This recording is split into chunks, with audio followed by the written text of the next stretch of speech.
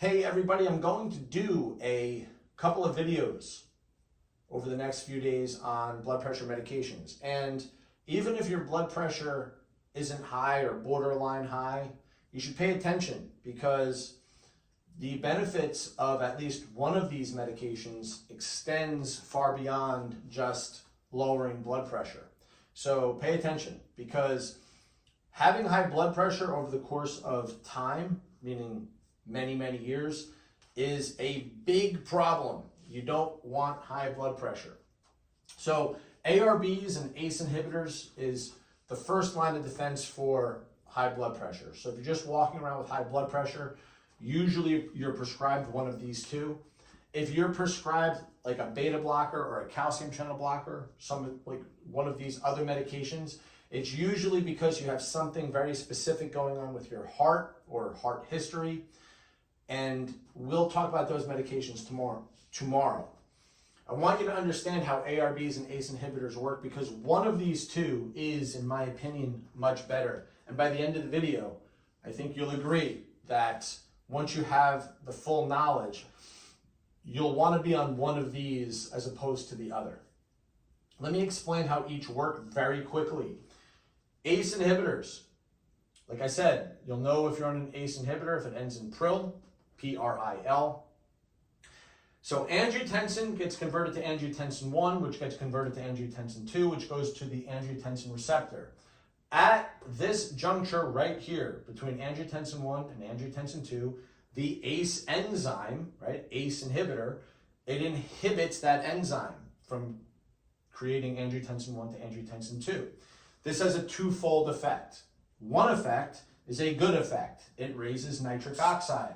Those of you that are fit for life people and have done the UTC have heard the term nitric oxide 1,000 times. This is a good thing because nitric oxide is a vasodilator. That's what we want. That's a great extra benefit.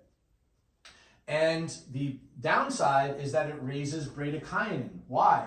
Because that ACE enzyme helps break down bradykinin. Well, if you inhibit it, bradykinin builds up, and for some people that will cause a cough. So some people that walk around, if you're on an ACE inhibitor and you have a cough, pay attention because I'm going to tell you exactly the right medicine to get on if you're on this medication and you have a cough. This is not for everybody. So that's how an ACE inhibitor works. So if you don't have a cough and you're on an ACE inhibitor, not bad. But let me tell you how an ARB works, and then you tell me which of these two you'd rather be on. An ARB ends in tan, like telmisartan. Same mechanism of action here, right? Angiotensin 1 gets converted to angiotensin 2, but the difference is an ARB blocks the angiotensin receptor directly. So it's not blocking the enzyme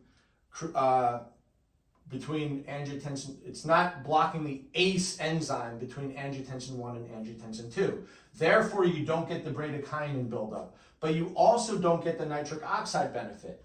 Is that a problem? Well, pay attention. Let me tell you what you do get. You get an increase in PPAR gamma. What is that? Those of you that did 23andMe with me many years ago when we did the raw data, this is one of the things that we talked about a lot. And people that are, for example, morbidly obese but have healthy blood work, they have this thing in abundance, meaning their genes, they have both alleles for PPAR gamma in a good way. And what does that do? So the reason why people who are morbidly obese and have perfect blood work is because fat cells store bad stuff in the blood. So it gets out of the blood and goes into the fat cells, like triglycerides, for example. So if you have good genes, right, if PPAR gamma is upregulated, you can put more stuff into the warehouse. It is essentially like a warehouse manager. So ARBs have this extra side effect of keeping you metabolically healthy by cleaning up your blood work, by being able to put more stuff into fat and out of the bloodstream. This is a phenomenal benefit that ACE inhibitors do not have.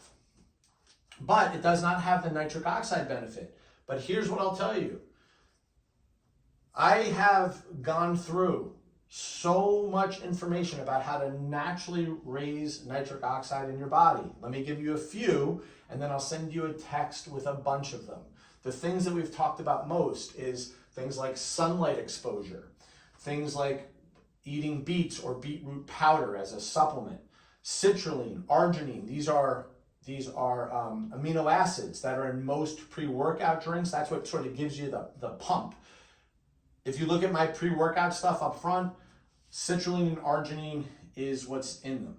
Vitamin C is protective of nitric oxide. It extends it in the blood longer because nitric oxide is going to be influenced by reactive oxygen species in the blood. Vitamin C is an antioxidant, so it helps it stick around longer.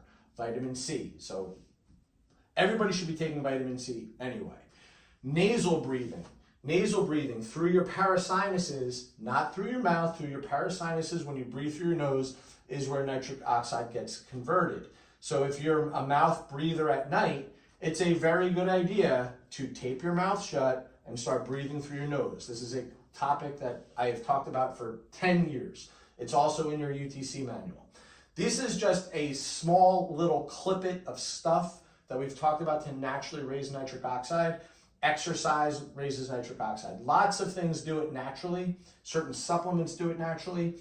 So you can get all of the benefits of nitric oxide easily. It is very hard to get this benefit from anything else other than this ARB. So now you tell me, which of the two would you rather be on?